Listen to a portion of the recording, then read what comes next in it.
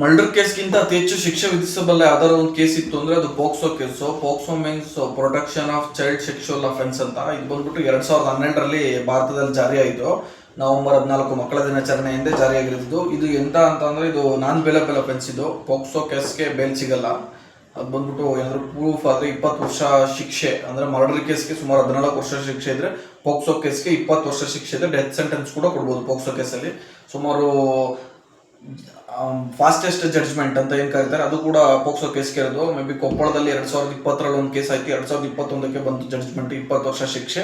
ಅಥವಾ fastest judgment ಮಾಡೋಂಥ ಒಂದು ಯಾವ್ದಾದ್ರು ಕೇಸ್ ಇತ್ತು ಅಂತಂದ್ರೆ ಅದು ಕೂಡ ಪೋಕ್ಸೋ ಕೇಸೇ. ಪೋಕ್ಸೋ ಕೇಸ್ ಬಂದ್ಬಿಟ್ಟು ಇವಾಗ ಯಾವ ತರ ಅಂತಂದ್ರೆ, ನೀವು 18 ವರ್ಷ ಕೆಳಗಿನ ಹುಡುಗಿನ ನೀವು ಮೆಸೇಜ್ ಮಾಡೋದು ಸಹಿತ ಪೋಕ್ಸೋ ಕೇಸ್ ಅಡಿಯಲ್ಲಿ ದಾಖಲು ಮಾಡ್ಬೋದು. ಇವಾಗ ಇವಾಗ ಯಾವ್ದಾದ್ರು ಒಬ್ರು ಹುಡುಗಿ ಇಷ್ಟಪಟ್ಬಿಟ್ಟು ಕರ್ಕೊಂಡು ಹೋಗಿರ್ತಾರೆ, ಆ ಹುಡುಗಿ ನಿಮ್ಮನ್ನ ಇಷ್ಟಪಟ್ಟಿರ್ಬೋದು, ಅಥವಾ ಹುಡುಗಿ ಹೇಳಿಕೆ ಕೂಡ ನೀವು ಇಷ್ಟಪಟ್ಟಿದ್ದೀನಿ ಅಂತಾನೆ ಆದ್ರೂ ಕೂಡ ಹುಡುಗಿ 18 ವರ್ಷದ ಕೆಳಗಡೆ ಇದ್ರೆ ಆತರ ಪೋಷಕರು ಅಥವಾ ಪಾಲಕರು ಅಂತ ಏನಿರ್ತಾರೆ ಅವ್ರು ಹೇಳಿದ್ದೆ ಫೈನಲ್ ಡಿಸಿಷನ್ ಆಗುತ್ತೆ. ಅದನ್ನು ಕೂಡ ಪೋಕ್ಸೋ ಕೇಸಲ್ಲಿ ದಾಖಲು ಮಾಡ್ಬೋದು, ನಿಮಗೆ ಶಿಕ್ಷೆ ವಿಧಿಸಬಲ್ಲ ಅಂತ ಆಗುತ್ತೆ. ಅದಾದ್ಮೇಲೆ ಚೈಲ್ಡ್ ಮ್ಯಾರೇಜ್ ಅಂತ ಏನ್ ಕರೀತಾರೆ ಅದು ಚೈಲ್ಡ್ ಮ್ಯಾರೇಜ್. ಇವಾಗ 18 ವರ್ಷ ಆಗಿದೆ ಅಂತ ಗೊತ್ತು, 18 ವರ್ಷದ ಕೆಳಗಡೆ ಇರ್ತಾರೆ, ಅಪ್ಪ ಅಮ್ಮ ಎಲ್ಲರೂ ಒಪ್ಪಿದ್ದಾರೆ ಅಂತ ಹೇಳ್ಬಿಟ್ಟು ಕೆಲವೊಬ್ರು ಮದುವೆ ಮಾಡ್ತಾರೆ. ಅದನ್ನು ಯಾರಾದ್ರೂ ಒಬ್ರು ಸಾರ್ವಜನಿಕರು ಸಹಿತ ಕಂಪ್ಲೇಂಟ್ ಮಾಡೋದು ಸಹಿತ ಮದುವೆಗೆ ಯಾರು ಸಪೋರ್ಟ್ ಮಾಡ್ತಾರೆ, ತಂದೆ ತಾಯಿ ಮತ್ತೆ ಯಾರು ಮದುವೆ ಆಗ್ತಿರ್ತಾರೆ ನೋಡುವ ಅವ್ರಿಗೂ ಸಹಿತ ಶಿಕ್ಷೆಯನ್ನು ವಿಧಿಸಬಹುದು. ಇವಾಗ ಹುಡುಗಿರಿಗಷ್ಟೇ ಅಂತ ಕೇಳ್ತಾರೆ ಕೆಲವೊಬ್ರು, ಹುಡುಗಿರಿಗಷ್ಟೇ ಅಂತಾನೆ ಅಲ್ಲ, ಹುಡುಗರು ಸಹಿತ ಪೋಕ್ಸೋ ಕೇಸ್ನ ರಿಜಿಸ್ಟರ್ ಮಾಡ್ಬೋದು. ಇವಾಗ ಹುಡುಗಿ 18 ವರ್ಷದ ಮೇಲ್ಪಟ್ಟಿದ್ದು, ಹುಡುಗ 18 ವರ್ಷದ ಕೆಳಗಡೆ ಇದ್ರೆ ಅದನ್ನು ಕೂಡ ಪೋಕ್ಸೋ ಕೇಸ್ ಅಡಿಯಲ್ಲಿ ದಾಖಲು ಮಾಡಬಹುದು. ಸುಮಾರು ಕರ್ನಾಟಕದಲ್ಲಿ 2023ರಲ್ಲಿ 3000 ಕೇಸ್ಗಳು, 2024ರಲ್ಲಿ 4000 ಕೇಸ್ಗಳು, 2025ರಲ್ಲಿ ಸುಮಾರು 5000ಕ್ಕೂ ಹೆಚ್ಚು ಪ್ರಕರಣಗಳು ಪೋಕ್ಸೋ ಕೇಸ್ಗಳು ದಾಖಲಾಗ್ತಾನೆ ಇದೆ. ವರ್ಷದಿಂದ ವರ್ಷಕ್ಕೆ 1000 ತನಕ ಕೇಸ್ಗಳು ಜಾಸ್ತಿ ಆಗ್ತಾ ಇದೆ. ಮರ್ಡರ್ ಕೇಸು, ರಾಬರಿ ಕೇಸ್ಗಿಂತ ಹೆಚ್ಚಾಗಿ ಪೋಕ್ಸೋ ಕೇಸ್ಗಳು ನಮ್ಮ ಕರ್ನಾಟಕದಲ್ಲೇ ಜಾಸ್ತಿ ಇರೋದು, ಹೆಚ್ಚು ದಾಖಲಾಗ್ತಾ ಇರೋದು. ಎಕ್ಸ್ ಫಾರ್ಮರ್ ಸಿಎಂ ಆದಂತ ಯಡಿಯೂರಪ್ಪಾಜಿ ಅವರು ಕೂಡ ಈ ಕೇಸ್ನಲ್ಲಿ ಇದ್ದಾರೆ. ಅವ್ರಿಗೂ ಸಹಿತ ಇದು ಹೈಕೋರ್ಟ್ ಈ ವರ್ಷ ಸ್ಟೇ ಮಾಡಿದೆ. ಅವ್ರಿಗೂ ಸಹಿತ ಇದು ಆಗಿದೆ. ಎಂತ ಒಬ್ಬ ದೊಡ್ಡ ರಾಜಕಾರಣಿಗಳಾದ್ರೂ ಸಹಿತ ಇದು ದೊಡ್ಡ ಕೇಸು, ಅವ್ರಿಗೂ ಸಹಿತ ಬೇಲ್ಗಳು ಸಿಗ್ತಾ ಇಲ್ಲ. ಯಾರೇ ಆದ್ರೂ ಸಹಿತ ಈ ಕೇಸ್ ನಾನ್ ಬೇಲಬಲ್ ಅಫೆನ್ಸ್ ಅಂತ ಏನ್ ಕರೀತಾರೆ ಆ ಪಟ್ಟಿಗಳಲ್ಲಿ ಇದು ಒಂದು ಕೇಸ್ ಪ್ರಮುಖ ಕೇಸ್ ಆಗಿದೆ. ಪೋಕ್ಸೋ ಕೇಸ್ ಸುಮಾರು ಜನಗಳು ಇದರಿಂದ ಕಷ್ಟಪಡ್ತಾ ಇದ್ದಾರೆ. ಇವಾಗ ಹೆಂಗೆ ಅಂತ ಅಂದ್ರೆ, ಇವಾಗ ಎಲ್ಲೋ ಒಂದ್ ಕಡೆ ಮನೆಯಲ್ಲಿ ಈಗ ಸುಮಾರು ಜಗಳ ನಡೀತಿರುತ್ತೆ, ಎಲ್ಲೋ ಒಂದ್ ಕಡೆ ನಡೀತಿರುತ್ತೆ, ಅಲ್ಲಿ ಚೈಲ್ಡ್ ಮೀನ್ಸ್ ಯಾರು 18 ವರ್ಷದ ಕೆಳಪಟ್ಟವ್ರು ಇರ್ತಾರೆ. ಆ ಟೈಮಲ್ಲಿ ನೀವು ಬಹಳ ಹುಷಾರಿಂದ ಇರಬೇಕಾಗುತ್ತೆ. ನಂತರ ಮೇ ಬಿ ವಿಡಿಯೋ ಆನ್ ಮಾಡ್ಕೊಳ್ಳೋದು, ಮತ್ತೊಂದು ಏನಾದ್ರು ಮಾಡಿದ್ರೆ ನಿಮಗೆ ಪ್ರೊಟೆಕ್ಷನ್ ಸಿಗುತ್ತೆ. ಅದರಿಂದ ಸಹಿತ ಪೋಕ್ಸೋ ಕೇಸ್ನ ಕೆಲವೊಬ್ರು ಇವಾಗ ಏನ್ ಮಾಡ್ತಾರೆ, ಎಲ್ಲೋ ಒಂದ್ ಕಡೆ ಮನೆ ಯಾವುದೋ ಒಂದು ಸೈಟಿನ ವಿಚಾರಕ್ಕೆ, ಹೊಲದ ವಿಚಾರಕ್ಕೆ ಜಗಳ ನಡೆಯುತ್ತೆ, ಅದು ಚೈಲ್ಡ್ನ ಇರ್ತಾರೆ ಅಂದ್ರೆ ಆ ಮನೆಯವ್ರು ಇರ್ತಾರೆ, ಹುಡುಗಿ ಸುಮ್ಮನೆ ಹೋಗ್ಬಿಟ್ಟು ಜಗಳ ನಡ್ಬೇಕಾದ್ರೆ ಮಿಸ್ ಆಗಿ ಏನೋ ಒಂದು ಕೈ ಟಚ್ ಆಗ್ಬಿಡುತ್ತೆ, ಏನೋ ಒಂದು ಆಗ್ಬಿಡುತ್ತೆ, ಅದನ್ನು ಸಹಿತ ಪೋಕ್ಸೋ ಕೇಸ್ ಅಡಿಯಲ್ಲಿ ದಾಖಲು ಮಾಡ್ತಾರೆ. ಅದರಿಂದ ಸಹಿತ ಎಷ್ಟೋ ಜನಗಳಿಗೆ ಪೋಕ್ಸೋ ಕೇಸಿಂದ ಕೆಲವೊಂದು ಸುಳ್ಳು ಫಾಲ್ಸ್ ಪೋಕ್ಸೋ ಕೇಸ್ಗಳು ಸುಮಾರು 3000ಕ್ಕೂ ಹೆಚ್ಚು ಫಾಲ್ಸ್ ಕೇಸ್ಗಳು ರಿಜಿಸ್ಟರ್ ಆಗಿದೆ. ಇವಾಗ ಇಷ್ಟಪಟ್ಟವರು ಇವಾಗ ಪೋಕ್ಸೋ ಕೇಸ್ ಅಂತ ರಿಜಿಸ್ಟರ್ ಮಾಡಿರ್ತಾರೆ, ಆಮೇಲೆ ಕೋರ್ಟಲ್ಲಿ ಹೋಗ್ಬಿಟ್ಟು ಸಾಕ್ಷಿ ಹೇಳ್ಬೇಕಾದ್ರೆ ಏನ್ ಹೇಳ್ತಾರೆ, ಜೊತೆಗೆ ಹೋಗಿರ್ತಾರೆ, ಮದುವೆ ಆಗಿರ್ತಾರೆ, ಪೊಲೀಸರು ಹಿಡಿದಾಗ ಜೊತೆಗೆ ಸಿಕ್ಕಿರ್ತಾರೆ, ಕೋರ್ಟಲ್ಲಿ ಸಾಕ್ಷಿ ಹೇಳ್ಬೇಕಾದ್ರೆ ಇವ್ನು ಯಾರು ಅಂತ ಗೊತ್ತಿಲ್ಲ ಅಂತ ಹೇಳ್ತಾರೆ. ಅದನ್ನ ಫಾಲ್ಸ್ ಕೇಸ್ ಅಂತ ಅಂದ್ರೆ ಏನ್ ಮಾಡ್ತಾರೆ, ಕೇಸ್ನ ಇದು ಮಾಡ್ತಾರೆ, ಡಿಸ್ಪಸ್ ಮಾಡ್ತಾರೆ. ಕೇಸ್ ಅದು ಕುತ್ಕೊಳ್ಳೋದಿಲ್ಲ, ಕೇಸ್ ಡಿಸ್ಪಸ್ ಆಗ್ಬಿಡುತ್ತೆ. ಆ ಥರ ಸುಮಾರು ಫಾಲ್ಸ್ ಪೋಕ್ಸೋ ಕೇಸ್ಗಳು ಸಹಿತ ರಿಜಿಸ್ಟರ್ ಆಗ್ತಾ ಇದೆ. ಇವಾಗ ಏನು ಅಂತಂದ್ರೆ ಪೋಕ್ಸೋ ಕೇಸ್ ಏನು ಉದ್ದೇಶಕ್ಕೆ ಮಾಡಿರೋದು ಅಂತಂದ್ರೆ protection of child sexual offence ಅಂತ. ಏನು ಹೆಣ್ಣು ಮಕ್ಕಳ ಮೇಲೆ ದೌರ್ಜನ್ಯ ನಡೀತಿದೆ, 18 ವರ್ಷದ ಕೆಳಗಿನ ಹೆಣ್ಣು ಮಕ್ಕಳ ಮೇಲೆ ದೌರ್ಜನ್ಯಗಳು ನಡೀತಿದೆ, ಅದನ್ನ ತಡೆಯೋದಕ್ಕೋಸ್ಕರ ಅಂತ 2018ರಲ್ಲಿ ನವೆಂಬರ್ 14 ಅಂದ್ರೆ ಮಕ್ಕಳ ದಿನಾಚರಣೆ ದಿನನ ಇದನ್ನ ಲಾಂಚ್ ಮಾಡಿದ್ದು. ಇದು ಬಂದ್ಬಿಟ್ಟು ಏನು ಅಂತಂದ್ರೆ, ಈ ಕೇಸಲ್ಲಿ ನಿಮ್ಗೆ ಇವಾಗ ಯಾರಿಗಾದ್ರು ಒಬ್ರಿಗೆ ಇನ್ಸ್ಟಾಗ್ರಾಮು ಅಥವಾ ಏನು ವಾಟ್ಸಪ್ ಚಾಟ್ ಮೂಲಕ ನೀವು ಮೆಸೇಜ್ಗಳನ್ನ ಕಳಿಸ್ತೀರಿ 18 ವರ್ಷದ ಕೆಳಪಟ್ಟದ್ದು ಹುಡುಗಿಗೆ, ಅದು ಕೂಡ ಪೋಕ್ಸೋ ಕೇಸ್ನ ರಿಜಿಸ್ಟರ್ ಮಾಡ್ಬೋದು. ಅದಕ್ಕೂ ಕೂಡ 3 ರಿಂದ 7 ವರ್ಷಗಳ ಕಾಲ ಶಿಕ್ಷೆಯನ್ನು ವಿಧಿಸಬಹುದು. ಬರೀ ಒಂದು ಮೆಸೇಜು 18 ವರ್ಷದ ಕೆಳಗಿನ ಹುಡುಗಿಗೆ ಸೆಕ್ಷುವಲ್ ಹರಾಸ್ಮೆಂಟ್ ರಿಲೇಟೆಡ್ ಅಥವಾ ಏನೋ ಒಂದಾಗಲಿ ಮೆಸೇಜ್ಗಳು ಕೂಡ ಮಾಡೋದನ್ನು ಸಹಿತ ಪೋಕ್ಸೋ 12 ಅಂತ ಪೋಕ್ಸೋ 12 ಆಕ್ಟ್ ಅಂತ ಒಂದು ಬರುತ್ತೆ, ಅದರ ಅಡಿಯಲ್ಲಿ 7 ವರ್ಷ ತನಕ ಶಿಕ್ಷೆ ವಿಧಿಸಬಹುದು.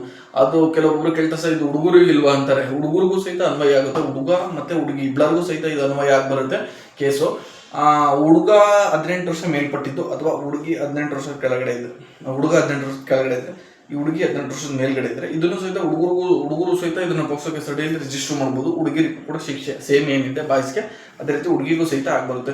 ಈ ರೀತಿ ಸುಮಾರು ಗುಜರಾತ್ನಲ್ಲಿ ಒಂದು ಮೊನ್ನೆ ಆಯಿತು, ಇಬ್ಬರು ಶಿಕ್ಷಕರು ಸೇರ್ಬಿಟ್ಟು ಒಬ್ಬ 15 ವರ್ಷದ ಯುವಕನಿಗೆ ಸೆಕ್ಷುವಲ್ ಹರಾಸ್ಮೆಂಟ್ಗೆ ಫೋರ್ಸೆಬಲಿ ಕರೆದಿದ್ರು ಅಂತ. ಇದೇ ತರ ಒಂದು ಆಯ್ತಲ್ಲ, ಆ ಇನ್ಸಿಡೆಂಟ್ಗೂ ಕೂಡ ಇವಾಗ ರೀಸೆಂಟ್ ಆಗಿ ಶಿಕ್ಷೆ ಅನೌನ್ಸ್ಮೆಂಟ್ ಆಗೋ ರೀತಿ ಇದೆ.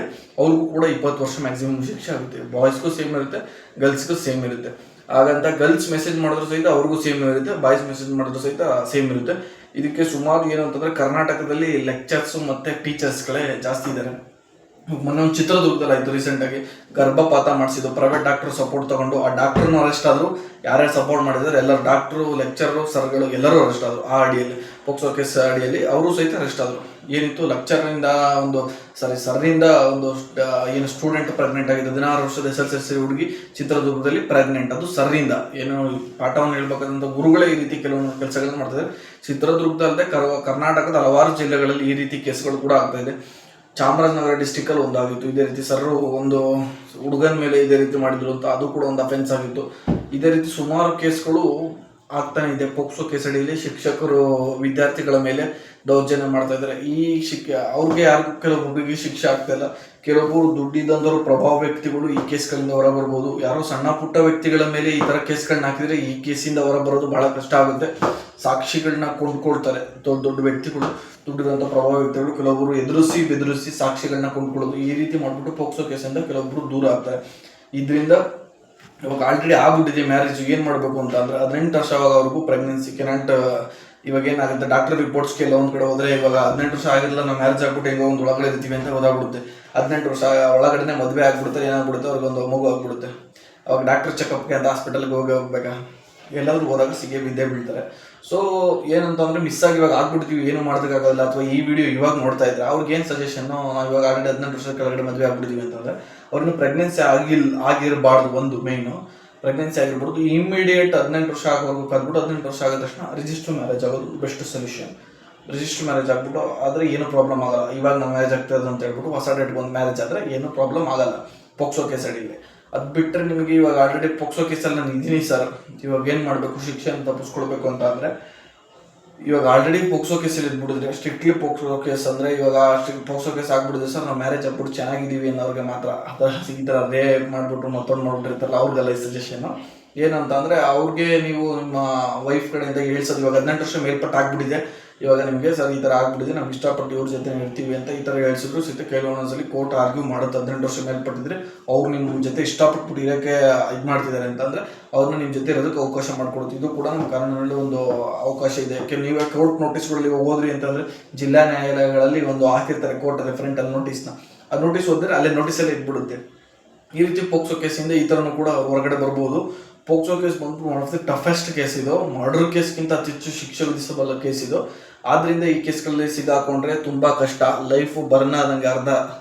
ಅದಕ್ಕೋಸ್ಕರ ಸುಮಾರು ಜನಗಳು ಇವಾಗ ಕೈದಿಗಳು ಜೈಲ್ಗಳಲ್ಲೆಲ್ಲ ಹೋದ್ರೆ ಅವಾಗೆಲ್ಲ ಕಳ್ಳತನ ಮತ್ತು ರಾಬ್ರಿ ಅಥವಾ ಮರ್ಡರ್ ಕೇಸ್ಗಳಲ್ಲೂ ಮತ್ತೊಂದು ಕೇಸ್ಗಳಲ್ಲಿ ಇರೋರು ಇವಾಗ ಅತಿ ಹೆಚ್ಚು ಪೋಕ್ಸೋ ಕೇಸ್ನವರೇ ಜೈಲಿನೆಲ್ಲ ಓದ್ಕೊಂಡಿದ್ದಾರೆ.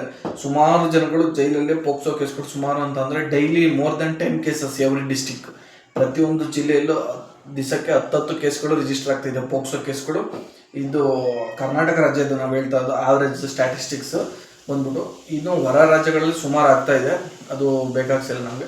ನಮ್ಮ ಕರ್ನಾಟಕ ರಾಜ್ಯದಲ್ಲೇ ಸುಮಾರು ಪ್ರತಿದಿನ 10 ಕೇಸ್ಗಳು ಪ್ರತಿ ಜಿಲ್ಲೆಯಿಂದ ರಿಜಿಸ್ಟರ್ ಆಗ್ತಿದೆ ಪೋಕ್ಸೋ ಕೇಸು. ಇದು ಒಂದು ಸಾಮಾಜಿಕ ಜಾಲತಾಣಗಳಲ್ಲೂ ಸಹಿತ ಅಥವಾ ಮತ್ತೊಂದರಲ್ಲೂ ಅಥವಾ ಏನಾದರೂ ಆಗಿರ್ಬೋದು, ಇದು ಕಳವಳಿ ತರುವಂತಹ ಸಂಗತಿ ಆಗಿದ್ದು ಇದನ್ನು ಆದಷ್ಟು ಅವಾಯ್ಡ್ ಮಾಡಿ. ಪೋಕ್ಸೋ ಕೇಸ್ ಇದು ಚೈಲ್ಡ್ ಪ್ರೊಟೆಕ್ಷನ್ಗೋಸ್ಕರ ಮಾಡಿರೋದು. ಎಲ್ಲರೂ ಪೋಕ್ಸೋ ಕೇಸ್ನ ಮತ್ತು ಕಾನೂನನ್ನು ನಿಯಮವನ್ನು ಪಾಲಿಸಿ ಪೋಕ್ಸೋ ಕೇಸಿಂದ ಆದಷ್ಟು ದೂರವಿರಿ. ನಿಮ್ಮ ಲೈಫು ನೀವು ಕಾಪಾಡ್ಕೊಳ್ಳಿ.